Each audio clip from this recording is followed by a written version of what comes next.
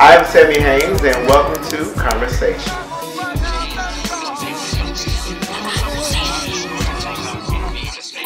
Today I am here with the #1 fashionista, as well as the woman I really kind of love and adore, Miss Antonia, Toya Wright. How are you? Hi, I'm fine. Welcome to Conversation. Thanks for having me. And thank you for taking your time out just to be here. So the main thing about Conversation is really to unpack who you are beyond people knowing you as the former wife of Lil Wayne and now the wife of Memphis. Like, who is Toya Wright and what does she do? Well, Toya Wright is a mother first. She's a wife. She's an entrepreneur. She has 2 stores, one in New Orleans, Garb Boutique, and one in Atlanta, Garb Shoutique. She has her own hair line, the Toya Wright collection, her own lip gloss line, wow. Glamoury Glam. Wow. She's a great friend, good person. I have a nonprofit organization, Visual Beauty, teaching girls about inner and outer beauty, loving yourself. How do you find the time, and why do you think it's so important for you to do all of those things and not just sit at home and kind of just chill out? Because I think it's very important for a woman to have a hustle and drive and, go for her dreams and goals. And then I have a little one that's watching me every day, so I want to be that perfect role model and example to her, to let her know to chase your dreams, and whatever you want, go for it. Do you think you live in the shadows of Lil Wayne, or do you believe you have now kind of made your own platform for Antonia Toya Wright? I think in the beginning I was kind of like stuck in a box and in the shadow of Lil Wayne, but as time went on and I started to do more and more, I started to come into my own. It's gonna always follow me, Of course I have a beautiful daughter with Lil Wayne. I don't think it really bothers me that the Lil Wayne association. I think what bothers me the most is when people say that's Lil Wayne baby mama. Okay, if you're gonna say that, say ex-wife, and also say the different things that she's doing, not that she's just somebody's baby mama. So how does that make you feel whenever you hear that? Do you cringe inside? What really happens? Yes, it bothers me to hear the baby mama because she gets rings. She's a wife. I was a wife then, I'm a wife now. Right. But, me and Wayne are great friends. We're doing a good job co-parenting, and the relationship is still, we still have a good relationship on the strength of our daughter. So, it is what it is. Now, I am so happy to announce that Toya will be on the cover of She Magazine. So, remember, SheMagazine.com. And it's so exciting to have you on the cover. How does it feel to appear as our love and relationship cover for She Magazine? It's an honor. It's always good to be on the cover of a magazine, and thank you guys for having me. Oh, no. Be the face of the cover or whatever. It's a good story, hot picture. Yeah. So as we're talking about love and relationship with the issue, which the issue will be about, why do you think you and Memphis, your present husband, have really been so strong and kind of gone through some of the challenges? How do you think you guys have remained to still be strong and vibrant today? Because the one thing I love about me and my husband is that we put God first no matter what. We pray together, we have Bible study. We just have that spiritual connection, and no matter what else is going on in the world, we always remember to keep God and family first. Right. But out of all the men in the world, why Memphis? Because he's a sweetheart. Like, he's very family oriented. He's a good guy. He has a great heart. He's good. My daughter loves him. Wow. He's just a charmer. Like, he's sweet, and he's just a great guy. So, Antonia Toya Wright, you are a fashion girl who loves fashion. You're rocking some red bottoms right now. So tell me, what is your philosophy of fashion? I dress how I feel, and it don't always have to be designer stuff all the time. I wear a lot of different stuff, and that's the thing about fashion, like being able to do high, low, and like this shirt is from Forever 21, just some plain leggings from my store, and of course a nice bag. You mix it up, and you put it together. That's what it's all about. Right. It's not about just all designer pieces. It's just about just putting different things together, high, low. And fashion has always been a passion of mine. I just like stuff. Like I like clothes. Right. I love shoes. So you have to tell me, what does your closet look like? Is it full of shoes, Yes. clothes all over the place? Is it very organized, or is it a mess? My closet is very organized. One of my friends, she came by to organize my closet because at first it was kind of like all over the place. It's full of shoes and full of clothes because I'm always buying different pieces that I see. And Are you a pack rat? I would say I used to be. So you will give it away? Yeah, I give it away. Well, I have a section in my store in New Orleans called Toya's Closet. So if I buy something and if I haven't worn it in like maybe 3 months, I might send it to the closet if it becomes consignment. Yeah. So I do that, and that kind of makes it easier for me to get rid of things. Right. Do you think it was necessary for you to open a boutique because your love for fashion and your passion to always try to show women you don't necessarily have to be labeled? You can mix it up and still be beautiful. Yeah, like that's the part of the reason I opened up a boutique, because I'm always shopping. So it's not, why not have my own store to go shop at and my own shoe store to go shop at? So, and it's very affordable. It's like, I call it luxury for less. Is this what you imagined when you were a little girl growing up? Are you living the dream? I wouldn't say this is not exactly what I imagined back then. You know, every little girl kind of wanted to be a teacher, a doctor, a lawyer, or something like that. I used to say stuff like that, but as I got older, I started getting into fashion. And I've always wanted my own boutique, and when I was finally able to afford to do it myself, that's when I started, and I started doing research. But the thing about it is, like, anybody could be a boutique owner, but you have to know the business. And I was blessed to have someone who's been owning boutiques for years to teach me the business side of it, because it's easy to open the doors and put clothes in it, but you have to, it's inventory, taxes, and you got to have trustworthy people, and it's a lot of things that you have to know to run a successful business. And my store in New Orleans been open for almost 5 years, so it's a blessing. In Atlanta is going on 2 years.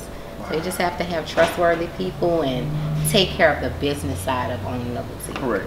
So would there be something you would say to women today? Learn the business, have the dream, but learn the business. Yeah, definitely learn the business. I would say, like, starting it, like a lot of people have a dream to do something, but then they're afraid to do it because they're afraid of failure. I always say nothing beats failure but a try. So, you'll never know if you're going to fail at something unless you give it a try. And when you do become a business owner, you just have to always remember to keep trustworthy people around you. And, I can hear you saying that, trustworthy people. Have you been burned before? Oh, several times.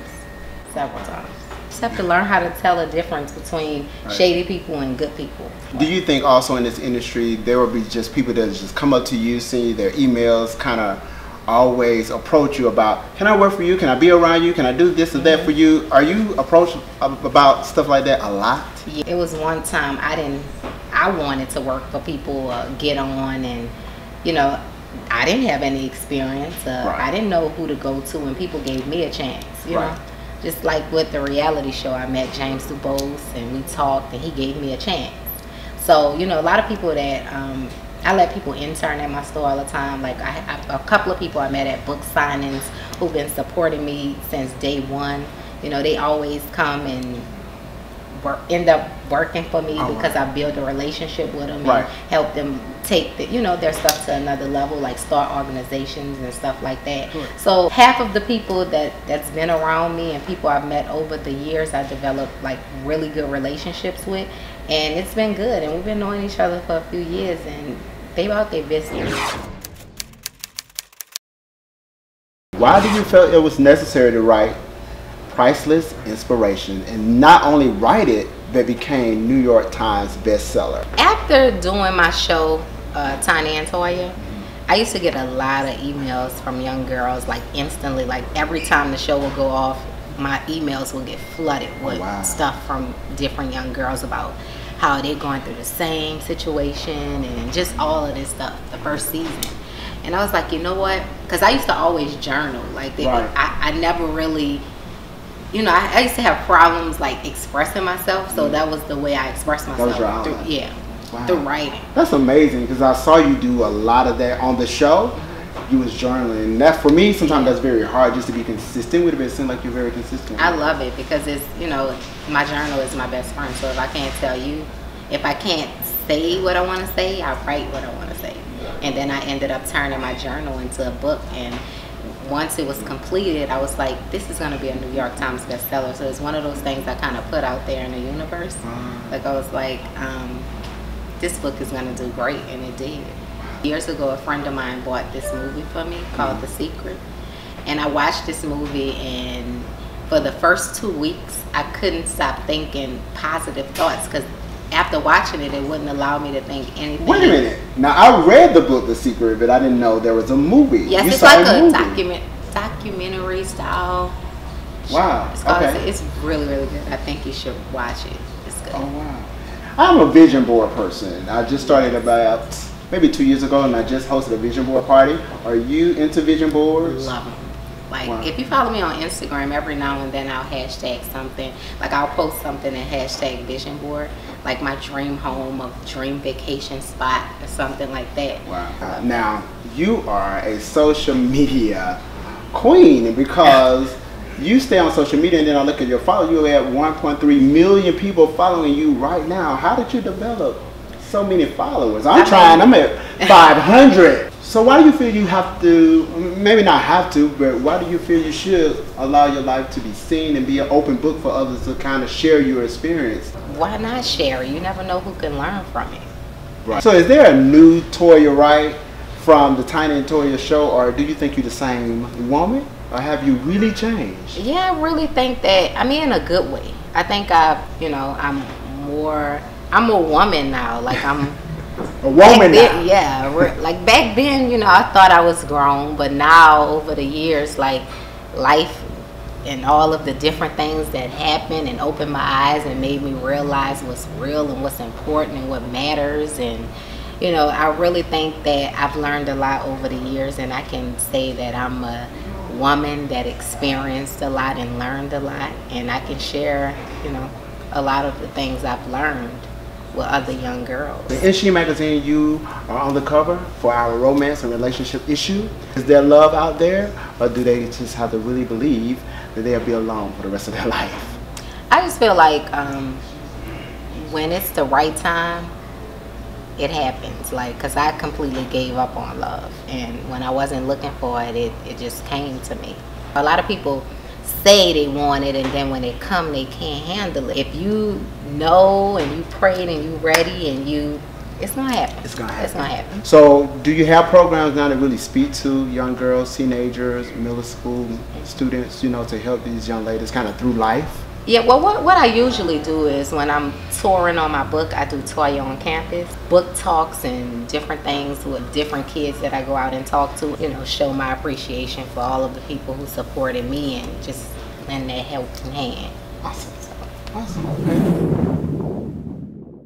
So I'm going to put my questions away, and I'm just going to ask you maybe 5 questions off the top of my head, and you just give me the answer to those questions without even thinking about it. So, what is your favorite drink? Moscato. Favorite designer? Clothes, shoes.